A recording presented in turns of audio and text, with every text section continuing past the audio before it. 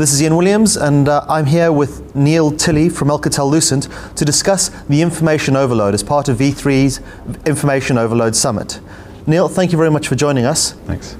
Now, Alcatel-Lucent we're coming at this from a bit of a hardware angle. Obviously, the information overload topic is fairly broad, but in terms of the actual strain, that the amount of information that we're dealing with, that people are consuming on a daily basis, the strain that that's putting on enterprise networks as well as carrier and operator networks, how are people dealing with that? I think it's a very interesting problem to face for both the customers, the users, and also the service providers.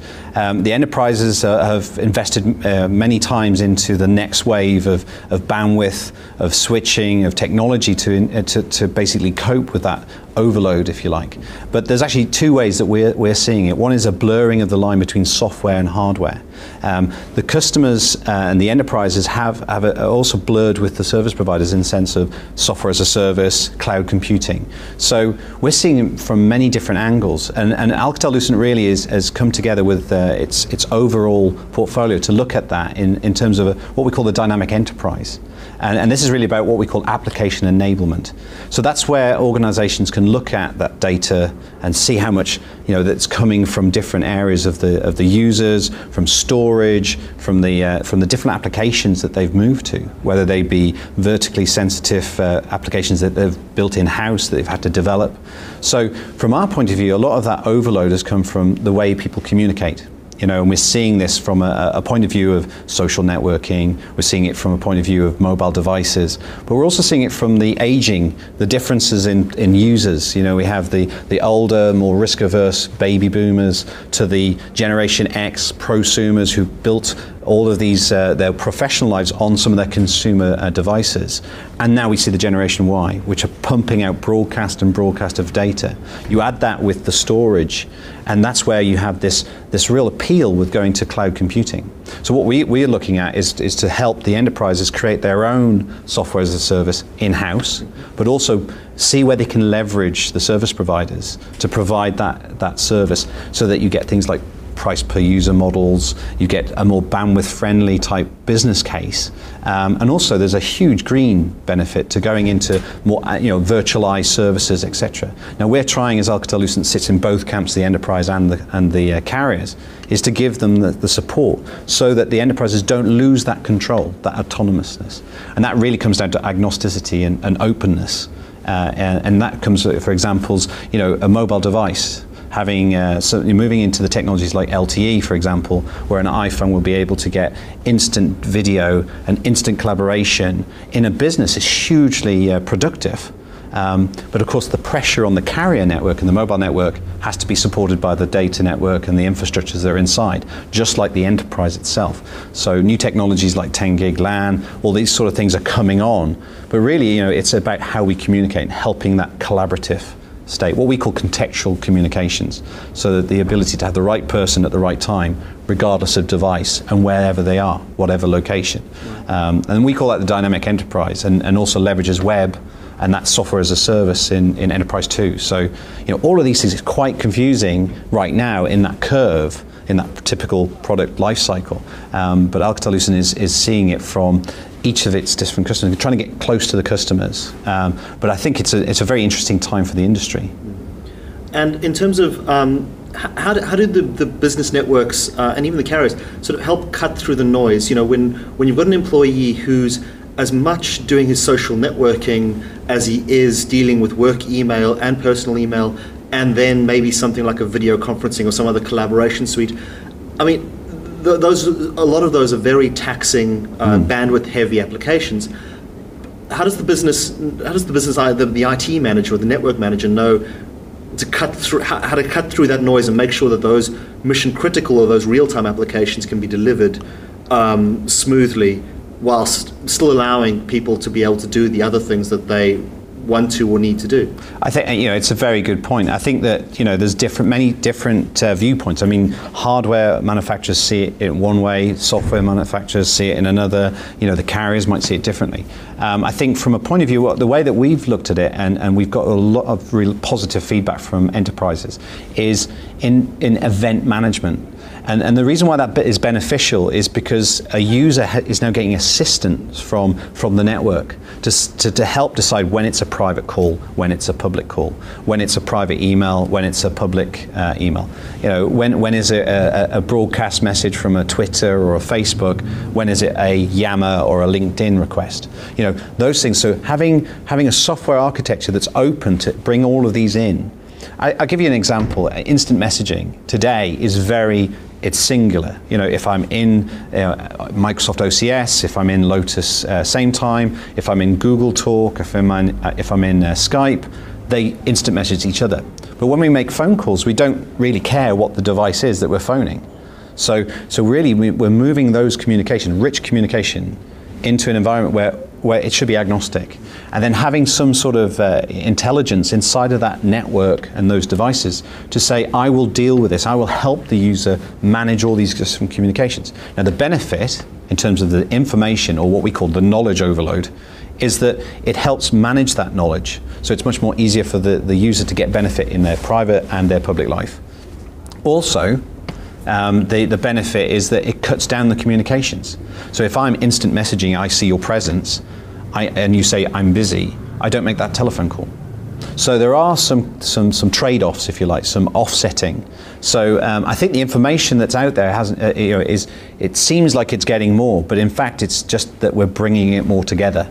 And I think that's what Alcatel-Lucent is really trying to help with its customers, is to say, let's bring that together and then choose what the right business model is. And then, of course, you know, as a manufacturer of hardware, build the next generation networks that can then cope with that and help bring those things together. And that's, again, this idea of rich communications is it's agnostic and it's open. So as we see future of these developments, you know, the players like Google coming in with their cloud services, how do we help a enterprise leverage what they've already invested in into that new world and bring those two information worlds together, even if that information is sat somewhere miles away from where their initial data centers are. Right. Now, in a panel debate we had earlier on the information overload topic, we asked some of the people who are participating and viewing it just what the biggest factor in the recent data, their thought on what the biggest factor in the recent data explosion was. And 13% of them came back and said faster web and network connections. Now, strikes me as one of those possibly vicious or reinforcing cycles, depending on which way you look at it. Oh, we have faster connections, so we make more use of them, so there's a greater demand for faster network connection. But I mean, is that just a self-perpetuating cycle that just exists for the sake of itself, or is there a real demand for the faster connections and the bigger bandwidth? I think it's a bit of both, actually. I mean, if you look at the studies, NASA did a study on the link between age and technology, and they looked at the way that that sort of the Generation Y, as they're called, the people who come in and have this idea of instant broadcast. They're very time sensitive. They like things to happen immediately. They get very frustrated, and that generally is because their technology has been there from the day they were brought onto the planet, and they've got this expectation. Where maybe the majority of the workers today have got an understanding that that drip feed of data and the way that they've had to deal with emails, and it's okay, I'll answer in 3 days. When in fact now, if you don't answer within half an hour, they're thinking, what's up? Why haven't you texted me to tell me that you'll call back later? So that Generation Y effect is obviously going to be real, and in fact the study says that 47% of the workforce in 4 or 5 years time will be Generation Y. So the pressure from the users is going to increase, I think. But also, as we pump more bandwidth into the different networks, in the UK, for example, 60% still only have 2 meg. As they get to 8 meg to 20 meg, their need to bring video and more data and to run more applications and to download and upload more information is definitely going to have an effect as well. So we have to, on one side, be cognitive of what the users and the consumers are expecting at the press of a button and how fast. And on the other side, we've got this, as everybody starts to access more data and be more peer-to-peer in their communication, can we deliver that? And that's what we've been trying to do with our Bell Labs, is to try and innovate technologies that will help that pressure, that new wave. But also at the same time, find ways of maybe cutting down some of that lag, some of that issue, central storage, sharing of devices, virtualization of servers, looking at, the reduction in the power consumptions of the data centers, for example, may not be, important but if we can actually stack 3 times as many data storage, but on the power and the cost of only a third of that, it's obviously very important for our large data center customers, our ISPs, etc. So with that it said, it's a both. I look at it as both, counterproductive, but also productive. So it's really good. Again, an interesting time for us in the market. And finally, one last question. How did the operators, particularly the mobile operators, actually make money from this? They're getting more demand from consumers to have cheaper and more bandwidth. There's content providers providing more and more, rich content, be it video, be it applications delivered over the web, all of these sorts of things. And the operator's kind of stuck in the middle, but kind of caught between a rock and a hard place, because they're effectively in danger of becoming dumb pipes, as I see it. Mm-hmm. And there's demand for them to upgrade, especially mobile, to the next generation of LTE or WiMAX, even HSPA plus. Yeah. But there's no real incentive for them to be able to do so, because they're just going to be carrying more data that they're not getting paid for. That's true, and it's a stagnant business model as well. It will just decline. I think, and this is something very close to Alcatel-Lucent's heart, because obviously we're embedded in most carrier mobile and fixed environments. And I think what the way that we position it is to really create a world where both the fixed and mobile providers can sit with the over-the-top providers in what we call application enablement. And the whole idea is to provide networks and access and connections that really suit the customer. In our world, it's about enabling those applications that will bring revenue. Now that means that maybe a mobile provider has to look more towards a verticalized and industrialized solution, and make sure they ingrain their solution into that environment so that they bring that extra revenue into their stream.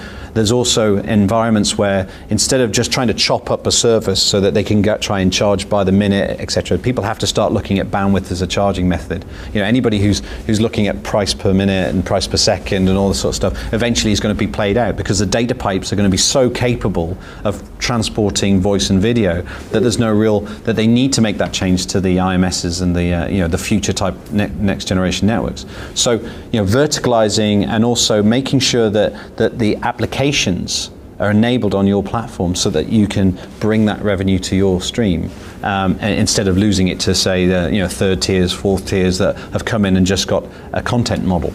I think that the market is there's a blurring. There's still a position for premise-based technology.